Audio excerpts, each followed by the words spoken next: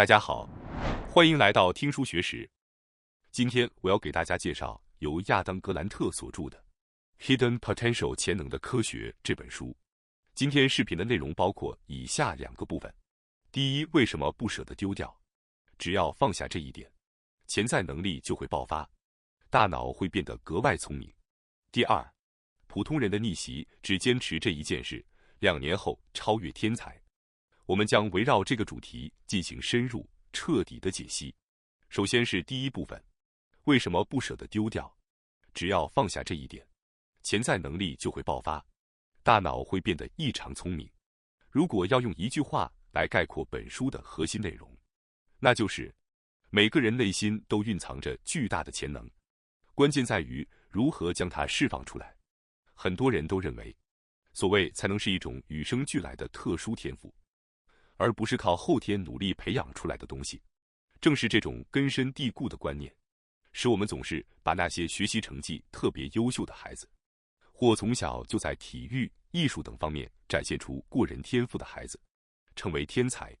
然而本书的作者却明确指出，要成就一番伟大的事业，并不一定非得是天才不可。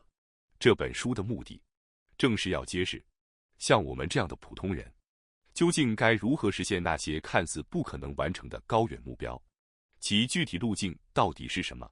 过去，心理学家曾展开过一项极具开创性的大规模研究，研究对象是那些在音乐、艺术、科学等领域取得卓越成就的人。他们通过大量深入访谈，试图找出成功背后的秘密。这些研究对象中，包括雕塑家、享誉国际的钢琴家，以及在神经科学领域取得突破性成果的研究者。也就是说，都是我们常说的极其聪明，被称为天才的那类人。然而研究结果却连心理学家自己都感到震惊。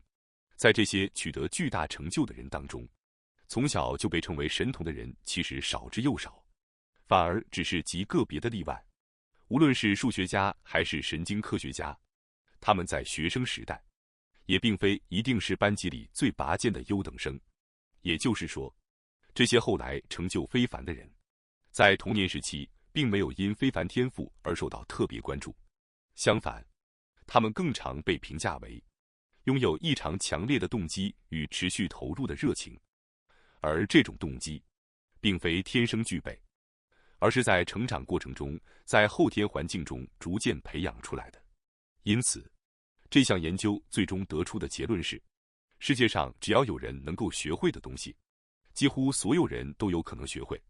当然前提是必须具备适合学习的条件。近年来的诸多科学研究也不断证明了这一点。一般来说，无论是理解数学或科学中的新概念，还是记忆外语的新单词和语法结构，至少需要进行7到8次高强度、集中的练习，才能真正掌握。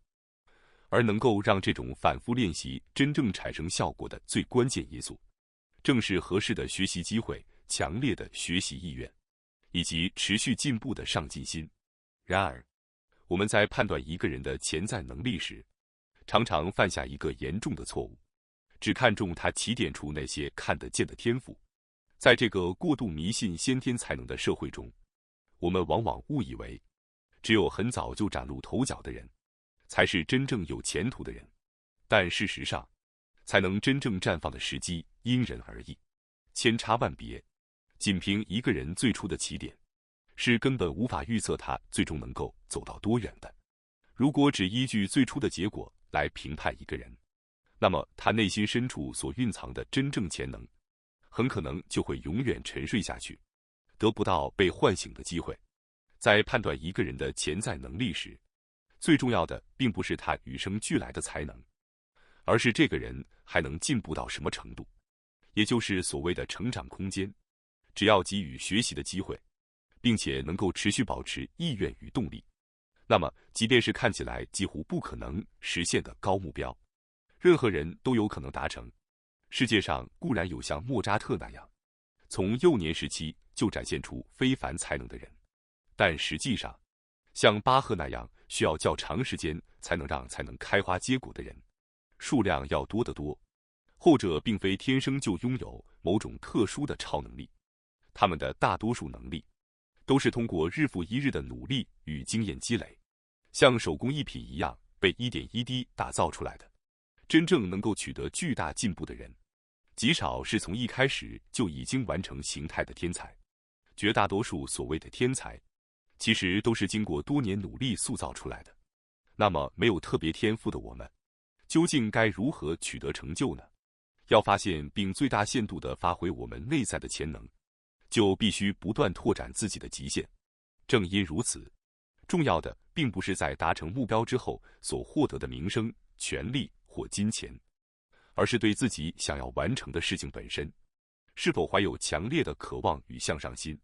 至于能积累多少财富、获得多少赞誉，并不是本质问题。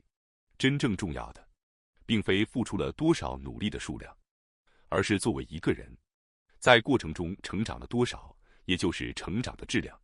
正是以下3种内在力量：积极性、自我控制力、意志力。一个人未来的收入，与其学业成绩相比，反而更取决于这些心理层面的能力。这也正是本书反复强调的核心观点之一。先说结论，其实这是完全有可能的。因此，即便在幼年时期成长环境并不理想的人，也请安心继续听下去。正如前面提到的研究所显示的那样，像人格这类内在的心理力量，本质上是一种可以在后天习得并不断提升的技能。所谓人格，并不是只由是否具备道德情操这一点来决定的，相反，它是一种后天获得的能力，是我们为了践行自己所相信的道德生活方式，通过学习、实践，并不断打磨而形成的东西。只要具备一个良好的学习环境作为合适的立足点，即便是成年人，也完全可以继续提升这些能力。接下来是第2部分，普通人的逆袭，只坚持这一件事，2年后超越天才。首先要介绍的，第一个能在成年之后提升成功力的方法是，主动跳进让人不舒服的事情之中。那么，大家是否听说过这样一种说法？人格在30岁左右就像被石膏固定住一样，从此不再发生改变。事实上，从19世纪末到20世纪初，这种观点确实长期占据主流地位。但近年的研究已经明确表明，这种看法是大错特错的。有一项以30岁到50岁人群为对象的研究，对比了认知技能训练与人格技能训练的效果，结果发现，认知技能训练的效果并不显著，而人格技能训练却取得了令人震惊的成果。被分配到人格技能训练组的参与者，只参加了为期5天的能力提升项目，之后在接下来的2年内，收入竟然增长了30%。这一成果大约是接受认知技能训练组的3倍。很多人往往认为，积极性、自己控制能力这类内在特质早就定型了吧，不就是天生的吗？但这项研究的参与者通过人格技能训练，在后天学会了主动创造机会的能力，即使面对经济困境，他们也不轻言放弃，展现出强大的心理韧性，并能灵活应对工作中的各种挑战。由此可见，人格技能不仅是我们实现宏大目标的强力引擎，而且不受年龄限制，任何年纪都可以持续提升。那么，所谓的人格技能，具体指的是什么呢？人格这个词，常常会与个性、性格、人格特质混为一谈，但实际上，两者并不相同。个性指的是一个人与生俱来的气质，以及对事物的反应方式等，属于相对不容易改变的个人倾向；而人格，则指一个人的格局大小、精神深度与为人处事的厚度，即便身处困境，也不被一时的情绪左右，而是基于自己真正真实的价值观与信念，冷静而坚定地采取行动。这种通过后天培养而形成的内在力量，正是人格技能。如果说，在平稳的日常生活中，我们的行为更多是由个性所驱动，那么，在艰难的日子里能否挺过去，则完全取决于人格的力量。换句话说，人格技能是一种让我们超越既有性格反应模式，始终忠于内心价值的能力。因此，真正重要的并不是你天生拥有什么样的个性，而是你如何善用自己的个性，不断打磨人格。无论你现在多少岁，开始磨练人格技能，都永远不会太晚。所以，不如就从现在开始，全力以赴地打磨我们的人格吧。那么，究竟该如何提升人格技能呢？实际上，有3种关键的人类特质，是提升人格技能、释放潜能的核心钥匙：意志力、积极性以及动力。接下来我将介绍快速获得这3种力量的方法，那就是不舒服的经历。本书的作者指出，不舒服的经历正是最好的成长催化剂。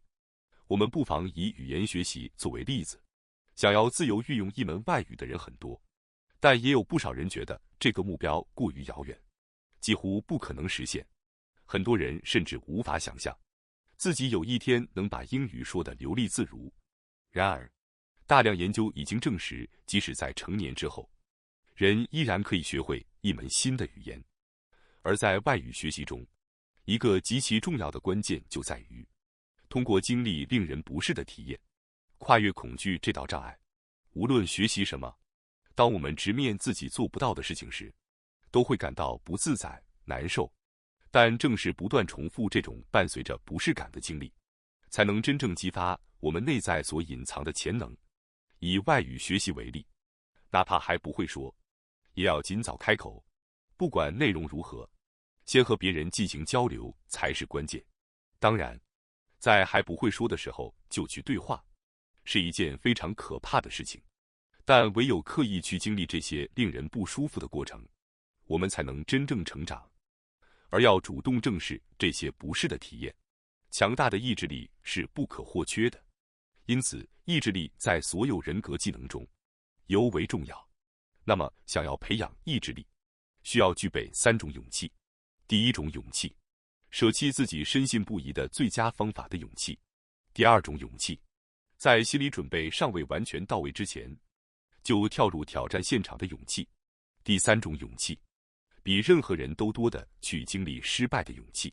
首先，最重要的是舍弃自己认为最适合自己的学习方式的勇气。本书作者指出，加速成长的关键在于接纳不安，甚至有意识地增加不安感。也就是说，刻意放下早已习惯让人感到轻松的做法，反而才是成长的开始。为什么只听不说的方式学不会外语呢？原因很简单，这种几乎没有不适感、过于轻松的学习方式，根本学不到真正的东西。我们之所以偏好某种学习方法，往往是因为它让人感到舒服，而并非因为它真的能提升学习效果。事实上，那些最让人不舒服、最不擅长、最痛苦的学习方式，反而往往能带来更好的成果。大家应该听过“舒适区”这个词，在我们的内心深处，住着一只优先追求快乐、逃避困难的猴子。当我们试图逃避困难，回到轻松愉快的舒适区时，就会被这只猴子所支配，结果便是不断拖延，消耗自我肯定感，最终甚至陷入自我厌恶。那么我们在拖延的时候，究竟在拖延什么呢？其实，我们并不是在推迟任务本身，而是在逃避伴随任务而来的不是情绪。但只要持续回避这种不舒服的情绪，目标就永远不可能被实现。也就是说，想要达成目标，我们必须学会接纳不适感，因为所有的成长都伴随着不适。回到语言学习的例子，停留在只听听就好的舒适区里，是不可能成长的。真正促成进步的，是反复在纸上写单词，反复练习这种伴随着痛苦与不适的行为。此外，想要强化意志力，主动跳入挑战现场的勇气同样重要。只有把自己投身到这样的环境中，我们才会真正开始成长。作者认为，只要习惯了被置身于完全听不懂语言的环境中所带来的不安感，任何语言都是可以掌握的。真正重要的，并不是准备的有多完美，而是是否真的去行动，去和外国人开口交谈。当然，挑战必然伴随着失败，在还不会说的情况下去交流，失败是理所当然的。但正是这种敢于反复失败的勇气，才是最关键的。综上所述，成长所必须的，正是跨越舒适区，勇于挑战并直面失败的勇气。说到底，这一切都可以归结为接纳不适感的勇气，而这种不适感，正是推动我们实现后天成长的真正力量。那么，我们该如何克服这种羞耻与恐惧呢？答案只有一个：反复让自己暴露在这种体验之中。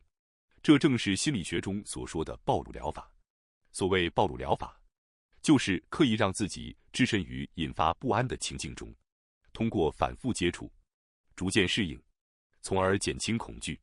具体做法是，从不安程度较低的情境开始，逐步提高挑战强度，在一点一点适应的过程中，学会应对恐惧与不适。这正是克服不安、实现成长的现实路径。也就是说，不是先有勇气再去行动，而是在行动的过程中，勇气才会诞生。这个顺序非常重要，但很多人恰恰把顺序想反了，总想着等准备好了、有勇气了再行动。可如果一直这样想，准备永远都不会结束。真正该做的是，哪怕没有勇气，也先行动起来。一旦开始行动，勇气自然会在之后慢慢跟上。当勇气被不断锻炼之后，我们就会为了下一次挑战，主动去做准备。如此一来，想学习、想成长的意志力便会随之形成。接下来要介绍的第二个方法，是成年人提升成功力的方式，成为人形海绵。在拥有勇敢迎接挑战的意志力之外，积极性同样是人生成功中不可或缺的重要要素。而为了获得这种积极性，本书作者提出，要让自己成为一块海绵。所谓成为海绵，指的是不断吸收事物，并能根据环境加以运用的能力。但这并不意味着什么都照单全收，关键在于所吸收知识的质量。换句话说，决定成长的，并不是你付出了多少努力，而是你获得了多少高质量的学习。所谓吸收能力，是指识别新信息，对其进行评估，并加以应用的能力。而这种能力，主要受以下两个倾向的影响。第一，是你如何看待信息。